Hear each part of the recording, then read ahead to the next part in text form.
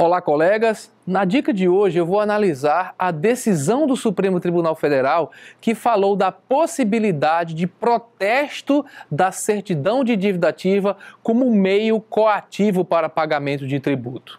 Eu vou dividir essa análise em dois vídeos, porque eu vou fazer mais do que o que me foi pedido pelo Facebook. O pessoal falou de analisar essa decisão que certamente vai ser muito cobrada nos concursos para advocacia pública, para magistratura e para as carreiras fiscais. Então, dentro dessa decisão, vocês vão ver que ela teve como pano de fundo a questão relativa a possibilidade ou não de sanções políticas como meios coativos de cobrança de tributo. Então a gente vai analisar, em primeiro lugar, essa questão da sanção política, sobre a qual já existem diversas decisões do Supremo Tribunal Federal, para no segundo bloco entrarmos no mérito específico da questão do protesto da certidão de dívida ativa. Então, em primeiro lugar, vamos analisar o que é exatamente o tipo de sanção política que o Supremo, já adianto, considera inconstitucional. A ideia é que o poder público não pode, para tentar receber tributo, estabelecer restrições que sejam desarrazoadas, desproporcionais e que praticamente impeçam o contribuinte de exercer suas atividades lícitas. Por exemplo, se o poder público, por conta de o contribuinte estar devendo, ele interdita o estabelecimento, percebam, o contribuinte vai ser obrigado a arranjar um jeito de pagar o tributo para que ele possa exercer sua atividade lícita. Isso, às vezes, é até impossível, porque para pagar o tributo, o contribuinte precisa ver a máquina mexendo, né? Precisa continuar com sua atividade. Da mesma forma, se o poder público apreende mercadorias do contribuinte que vinham circulando pelo país, simplesmente porque o contribuinte tem um débito, isso é também uma sanção política que impede o exercício da atividade do contribuinte. Como é que o contribuinte vai botar a máquina para moer, né? Como é que ele vai continuar a exercer sua atividade se as mercadorias que ele estava comprando para o seu estoque, elas foram apreendidas pelo poder público? Da mesma forma, se o poder público impede o contribuinte de despachar mercadorias em alfândegas, ou impede o contribuinte de exercer diretamente sua atividade, ou, como já disse o Supremo, em entendimento sumulado, de adquirir estampilhas que seriam necessárias para que o contribuinte exercesse suas atividades pagando seus tributos, o Supremo entende que o poder público estaria sufocando o contribuinte, impedindo o exercício de uma atividade ilícita, o que é garantido pela Constituição, e, portanto, exagerando. Quando a gente fala em exagero, a gente fala em falta de razoabilidade, falta de proporcionalidade. Inclusive, os casos que eu citei todos aqui não foram casos que eu criei. Foram 3 entendimentos sumulados pelo Supremo Tribunal Federal como sanções políticas desarrazoadas, desproporcionais e que, portanto, são consideradas inconstitucionais. Vamos para a lousa para que a gente sintetize isso.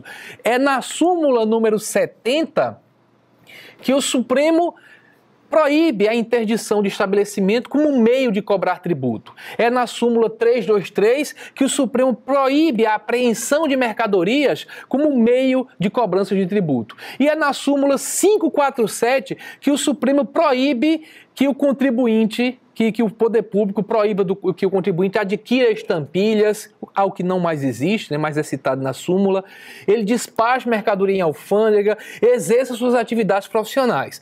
Além disso, existem entendimentos que não estão sumulados, mas que vão na mesma linha de raciocínio. O poder público não pode, porque o cara está devendo, proibir o contribuinte de imprimir notas fiscais em bloco. Claro, se o contribuinte está impedido de imprimir notas fiscais, ele não vai mais poder vender mercadorias, porque ele não vai vender sonegando, tá? Ele não é louco de fazer isso quando já está sob restrições, certo?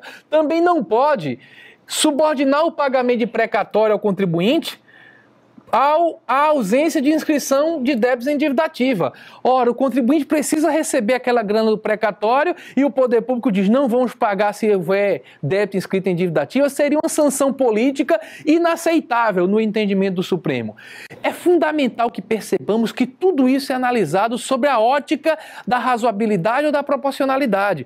Claro que podem ser estabelecidas restrições. Contribuinte que não deve tributo, por exemplo, na esfera federal, é inscrito no CADIM, um cadastro de débitos tributários não quitados no setor público federal. Isso traz restrições para o contribuinte. Isso é considerado razoável pelo próprio Supremo Tribunal Federal.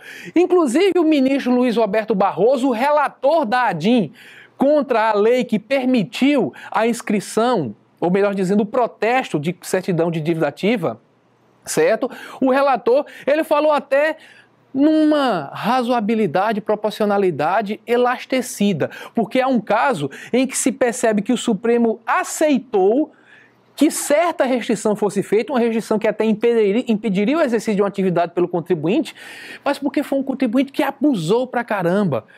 Um contribuinte que frequentemente, repetidamente, ele sonegava imposto sobre produtos industrializados sobre cigarro. Então o Supremo aceitou que, nesse caso, se cassasse desse contribuinte sonegador, quanto mais se cassasse o registro especial para esse tipo de atividade. Inclusive, está aqui também na lousa, estão na lousa essas informações, né? O Supremo Tribunal Federal permitiu, olha que interessante, permitiu a cassação do registro especial de um contribuinte, né, que fabricava cigarro e contumazmente, de maneira repetida, sonegava imposto sobre produtos industrializados. A grande questão, portanto, da ADIM relativa à inscrição ou melhor dizendo, ao protesto de créditos inscritos em dívida ativa, a grande questão é perguntar, isso é uma restrição razoável ou não? Ou é um exagero do Estado nessa sua sede arrecadatória? Quando você protesta aquele crédito, o contribuinte passa a ter um conjunto de restrições. Isso é constitucional ou não? Isso é o que nós vamos ver na segunda parte dessa análise que estamos fazendo. Agora, neste momento, para que vocês percebam tudo o que eu expliquei, vamos ver com uma aula magistral, praticamente, de um grande magistrado, o ministro Luiz Roberto Barroso, do Supremo Tribunal Federal. Vejam que o raciocínio que ele adotou foi o raciocínio que eu sintetizei aí. Vejam se vocês gostam mais da aula do professor Ricardo Alexandre ou da aula do grande ministro Luiz Roberto Barroso. O Supremo Tribunal Federal tem entendido ao longo dos anos que não se admitem as sanções políticas. E a ideia do que seja sanção política já se materializou em 3 súmulas do Supremo, as de número 70, de número 323 e de número 547. Apenas para poupar a leitura de cada uma delas, o Supremo considera serem meios coercitivos ilegítimos para fins de recolher um tributo. 1. A interdição do estabelecimento. 2. A apreensão de mercadoria. E 3. A proibição de aquisição de estampilhas de impostos para poder continuar com a atividade. Essas são as 3 matérias objetivamente sumuladas. Em casos posteriores, o Supremo já considerou igualmente ilegítima, por considerar serem sanções políticas, providências como restrições à impressão de notas fiscais em bloco. E o Supremo também considerou inconstitucional a subordinação do pagamento de precatórios à prévia comprovação de ausência de débitos inscritos em dívida ativa. Portanto, o Supremo tem uma jurisprudência relativamente ampla e consistente no sentido de interditar as sanções políticas. Sanções, portanto, que interferem com o funcionamento legítimo da empresa para fins de receber, de coagi-la ao pagamento de tributo. A definição do que sejam sanções políticas é feita pelo Supremo em muitas decisões e eu destaquei aqui, em primeiro lugar, uma do nosso decano, o ministro Celso de Mello, no RE 374981, em que Sua Excelência definiu sanções políticas como restrições estatais que, fundadas em exigências que transgridem os postulados da razoabilidade e da proporcionalidade em sentido estrito, culminam por inviabilizar, sem justo fundamento, o exercício pelo sujeito passivo da obrigação tributária de atividade econômica ou profissional lícita. Portanto, a ideia de sanção política traz, dentro da sua essência, os conceitos de razoabilidade e de proporcionalidade. Esta ideia de razoabilidade e proporcionalidade as ideias foram reiteradas em decisões sucessivas do ministro César Peluso e do ministro Joaquim Barbosa e do ministro Gilmar Mendes. E houve um caso um pouco mais recente, embora não tão recente, em que o Supremo ainda elasteceu um pouco a ideia de proporcionalidade e razoabilidade quando ele permitiu a cassação do registro especial de uma empresa fabricante de cigarros, porque era contumaz sonegadora do imposto sobre produtos industrializados e, portanto, o Supremo considerou, naquele caso específico, ser legítima a